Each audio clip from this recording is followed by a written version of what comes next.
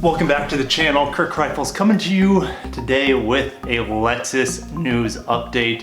Happy to announce that Lexus just announced their new LM. It is their luxury minivan. It's been teased. I posted a video on it last week. They made a teaser image. Now we have the full unveil from the Shanghai Motor Show. Oh yeah, don't forget to hit that like and subscribe button for more Lexus news, but let's get straight into it. So over at Motor Authority, there's a lot of websites right now covering this breaking news from the Shanghai Motor Show. But we're just going to cover this one because I like the amount of pictures they have up. And you guys are also welcome to watch the video. I won't play that, but it's kind of cool. But let's just get into this article. Lexus finally got around to adding a third row on its RX in 2017, but over in China, it's gone even bigger. They announced the minivan called the LM at the Shanghai Auto Show. Pretty exciting. Like most Lexus models lineup based on Toyota, in this case their generation Alphard, which we don't get in the States, is the biggest iteration of the brand's signature spindle grille. We've seen this, yeah, the spindle grille is massive. Lexus has positioned the LM flagship model alongside the other brand's flagship, the LC, the LS, the LX, and the LY, which is the yacht, which they haven't really I don't think there are any actual yachts yet, but there will be. This means there's plenty of luxury on board. There's a 26-inch screen, Rolls-Royce style umbrella storage bin, available chiller compartment, which I think it's several liters. You can put, and that's right down here, you can put 2 big bottles of champagne in there. Now you can have, this is a cool thing, you can have the choice of 2 reclining rear seats, which is the second row, which would replace the 2 rows of seats in the standard setup, meaning 3 rows technically, because you'll have the front 2, you'll have these middle 2, and then so you have a 7-seat option with 3 seats in the very back row, or a 4-seat option, which is literally just for like VIP CEOs. Ultimate baller status. The 2 powertrain options have been confirmed, which this is no surprise to anyone. You have the 3.5 liter V6 that is pretty much in every Lexus vehicle, and then you also have the 350 as well, I don't know if it's an LM350H. I think it might be an LM300H. And the reason is because this setup is the same setup of the ES300H. So it's a 2.5 liter producing 215 horsepower combined from the electric motors and the gas motor. So front wheel drive is standard and all wheel drive is available. So I don't know what this means. I don't know if all wheel drive is available for the hybrid and the 3.5 liter V6. They have yet to confirm that, but we're not going to get into anything else other than the photos. So let's go ahead and do that. You can see the spindle grille on this is enormous. It looks hideous from the front end. I'm not going to lie. I don't know why. This is very RX-ish with the really big bezel. I don't mind this design here. It's okay. It kind of looks like a spider web. I think it's all right. But yeah, I'm just not a big fan of the really big bezels Lexus puts on their vehicles. But whatever. I do like the headlights. At least I'll give it that. It looks much more handsome from this profile. You can see the wheels here. They look somewhat similar-ish to the Vapor Chrome wheels you see on the LS 500, for example. Big chrome bezel around the windows, which the teaser image kind of told us that. You can see this chrome bezel. Don't know how I feel about it. I'd prefer if it was just black, but let me know what you guys think on that. This thing is definitely polarizing. You can see the hybrid symbol down there. In the back, I don't know what to think about these rear taillights either. They look similar to the LS 500 where they kind of drop down here on the side. And these rear taillights look a little bit similar to the LX 570. And you can see there's no noticeable exhaust tip, this being the 300. I don't know if they would have a different bumper like they usually do for the non-hybrid variants. Next picture. It actually doesn't look that bad from this angle, the very back, compared to this angle. It looks a little crazy with the wraparound taillights. Here is, oh, I just noticed, guys, look at this.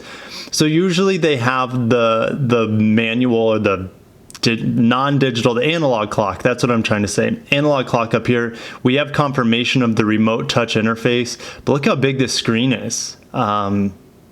I don't know if this is the 12-inch screen. And you know what? Where this is located, I think this just confirmed the touchscreen of the next generation of Lexus vehicles. Now over here, this is interesting. This is the previous generation steering wheel you see in the RX.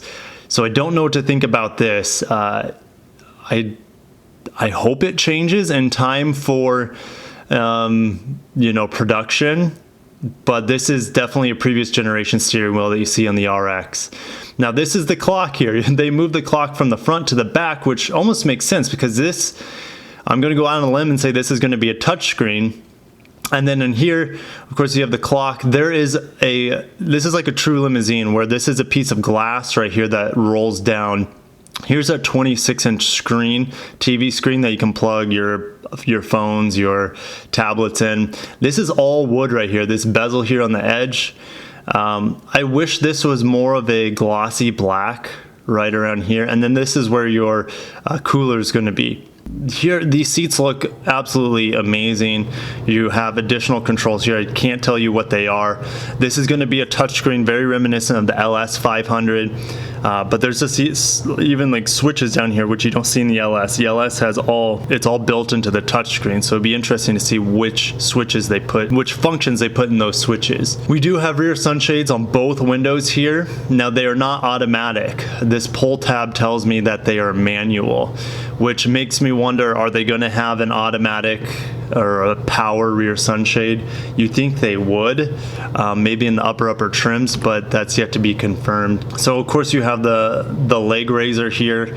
Looking up, you have the vanity mirror, maybe some vents here, another vent here. I don't know exactly what that is, but apparently there's also that umbrella holder somewhere hidden in here. And we have some more storage in the middle, which looks great. Here's a closer up of that wood. Looks pretty good to me, but I don't think there's a whole lot in this image. Now 26-inch screen, that rolling down glass here. Okay, so this is the same cover they have in the LS 500 that covers the rear speakers. I call it like a cheese grater sort of thing. I think it looks great. I'm glad they're bringing that design into something else. But yeah, there's a ton of speakers on this. This article didn't cover it. I believe there's 17 or 19 speakers, and it is going to be equipped with Mark Levinson. I don't know if that's standard or an option, but that is going to be in there. If you look here, so we're going to go back. Am I going the wrong direction? So this is interesting. Okay, so we have another cheese grater speaker here for the center channel, a Lexus emblem here, and I'm going to go forward. In the bottom of that speaker, you see the Mark Levinson. So, and you see these tags here as well. So I don't know if I'm just missing details.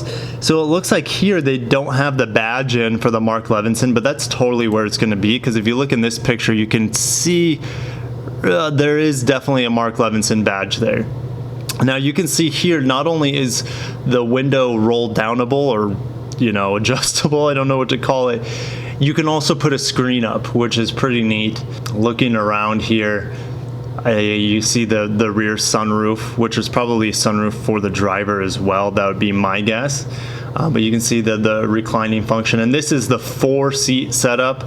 We don't have any pictures yet of the full 7-passenger setup. These seats would definitely look a lot different. My guess is that maybe even the center console would be gone. But I would still imagine that you would have a big ability to recline these seats in the 7-seat option. So we'll see. We don't have confirmation of how that's exactly going to be set up, but I'm pretty excited.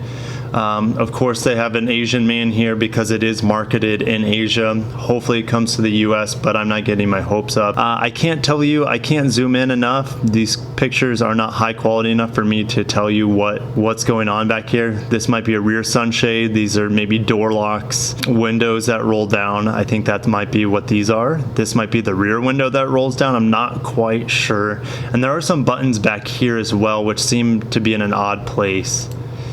And that's just the competitor.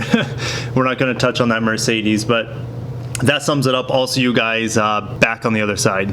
So what do you guys think of the new LM? Do you think it's going to come to the States? I really hope it does, just because there isn't anything like that currently here in the good old US of A. I think it would fill a niche that isn't currently being targeted. So There are no luxury minivans here in the States. This thing would be amazing. There would be no better vehicle, at least from the factory, to carry around important people in class style luxury. This thing would be the absolute best vehicle. Yeah, it's a van, it's kind of ugly, but gosh, it is insane what they did with this. So I'll see you guys in the comments below. Don't forget to hit that like button, subscribe for more Lexus news, and I'll see you guys in the next video. Peace.